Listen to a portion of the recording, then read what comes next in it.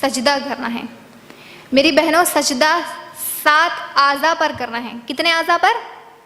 7 اعضاء پر کرنا ہے۔ بخاری کی روایت عبداللہ بن عباس رضی اللہ عنہ کہتے ہیں نبی صلی اللہ علیہ وسلم نے مجھے 7 اعضاء پر سجدہ کرنے کا حکم دیا ہے۔ پیشانی پر کہتے ہوئے نبی صلی اللہ علیہ وسلم نے اپنے ناک کی طرف اشارہ کیا، یعنی کہ فورہیڈ اور نوز، پیشانی اور ناک کو ملا کر ایک اعضاء ہو گیا۔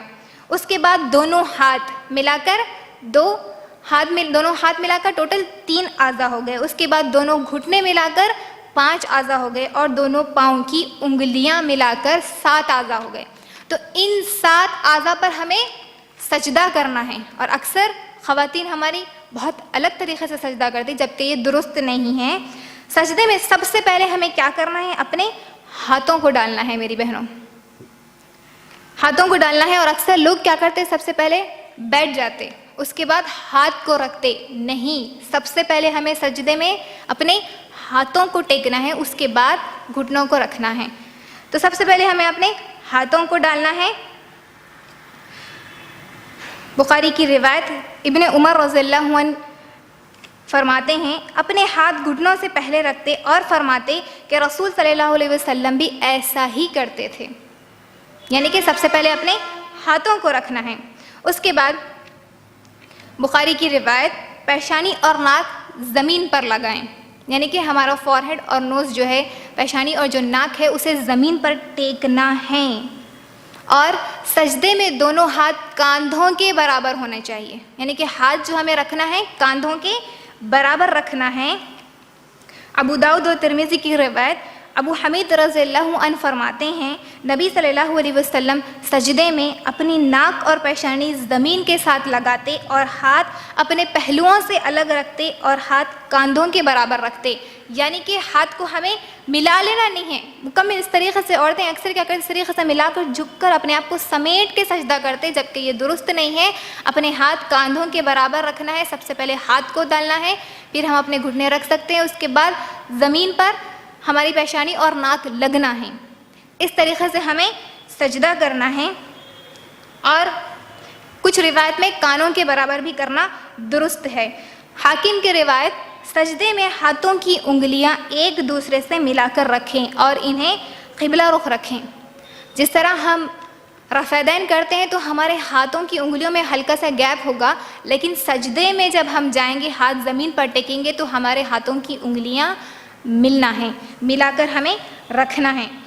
اس کے بعد پیر ہمارے کیسے ہونے چاہیے؟ بخاری کی روایت ابو حمید رضی اللہ عنہ سے روایت ہے نبی صلی اللہ علیہ وسلم نے فرمایا سجدے میں پاؤں کی انگلیاں قبلہ رخ رکھتے اور قدم دونوں کھڑے رکھتے، یعنی کہ زمین پر صرف ہمارے پیر کی انگلیاں ٹچ ہونا ہے، مکمل پیر نہیں لگنا ہے۔ اکثر لوگ اس طریقے سے سلا دیتے الٹا پیر، جبکہ وہ درست عمل نہیں ہے۔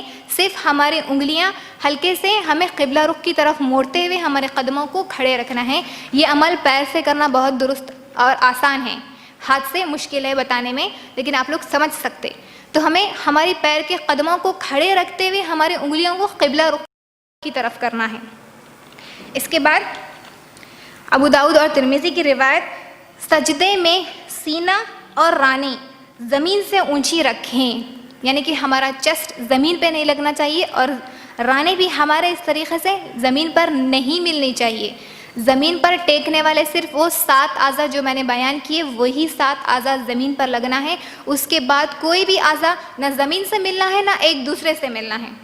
اور پیٹ کو رانوں سے اور رانوں کو پنڈلیوں سے جدا رکھیں۔ اکثر عورتیں، ہماری خواتین یہ عمل کرتی ہیں کہ پیٹ اور ران مل جاتے ہیں ان کے، اور ران اور پنڈلیاں مل جاتی ہیں، تھائس اور اسٹمک، وہ سب مل جاتا ہے ایک دوسرے سے، جبکہ یہ درست سجدہ نہیں ہے۔ ہمیں کس طریقے سے نماز پڑھنا ہے؟ جس طرح نبی صلی اللہ علیہ وسلم نے پڑھنا بتایا، اللہ نے جس طرح حکم دیا اس طریقے سے پڑھنا ہے۔ اور یہ طریقہ ہمیں اس طریقے کا کہیں نہیں ملتا کہ اس طریقے سے عورتوں کو سمیٹ کر سجدہ کرنا ہے، یہ طریقہ ہمیں کہیں نہیں ملتا۔ تو میری بہنوں غور سے سنیں کس طریقے سے ہمارا سجدہ ہونا چاہیے۔ تو کوئی بھی پارٹ ایک دوسرے سے ملنا نہیں چاہیے، سب ایک دوسرے سے الگ ہونا ہے اور زمین سے الگ ہونا ہے۔ صرف وہ 7 اعضاء کے علاوہ کوئی بھی چیز نہ ایک دوسرے سے ملنا ہے اور نہ زمین سے لگنا ہے۔ اس کے بعد مسلم کی روایت حذیفہ رضی اللہ عنہ سے روایت ہے، رسول صلی اللہ علیہ وسلم سجدے میں سبحان ربی الاعلیٰ پڑھتے تھے، بالکل اسی طرح جس طرح ہم رکوع میں سبحان ربی العظیم 3 مرتبہ 5 مرتبہ یا 7 مرتبہ پڑھتے ہیں، تو اسی طرح سجدے میں بھی سبحان ربی الاعلیٰ 3 مرتبہ 5 مرتبہ یا پھر 7 مرتبہ ہم پڑھ سکتے ہیں۔ اس کے بعد 2 سجدوں کے درمیان بیٹھنا ہے، 2 سجدوں کے درمیان بیٹھنا ہے۔ میری بہنوں، آپ تمام کو سمجھ میں آیا کہ سجدہ کس طریقے سے کرنا ہے؟ میں ایک بار پھر سے دہرا دیتی ہوں میں آپ کے سامنے آسانی کے ساتھ کہ ہمیں سجدہ صرف 7 اعضاء پر کرنا ہے، جس میں سے پیشانی اور ناک ملا کر 1 اعضاء ہو گیا، دونوں ہاتھوں کو۔ تو سب سے پہلے اپنے ہاتھوں کو رکھنا ہے اور ہاتھوں کی انگلیاں ملا کر رکھنا ہے، اس کے بعد ہم سر کو رکھیں گے، اس کے بعد ہم ہمارے گھٹنوں کو رکھیں گے، اس کے بعد ہمارے قدم دونوں کو، قدم کی یعنی کہ ہمارے جس کو ہم پنجہ کہتے ہیں، وہ ہمارے اس کی انگلیاں جو ہے وہ قبلہ رخ ہوں اور ہمارے جو قدم ہیں وہ کھڑے ہوئے ہوں، اس طریقے سے ہمیں ٹیکنا ہے۔ اس کے بعد نہ ہمارا سینہ رانوں سے ملنا ہے، نہ پیٹ سے ملنا ہے، نہ پنڈلیاں ملنا ہے، کچھ بھی نہیں ملنا، سب ایک دوسرے سے الگ رہنا، یعنی کہ کھلا رہنا چاہیے۔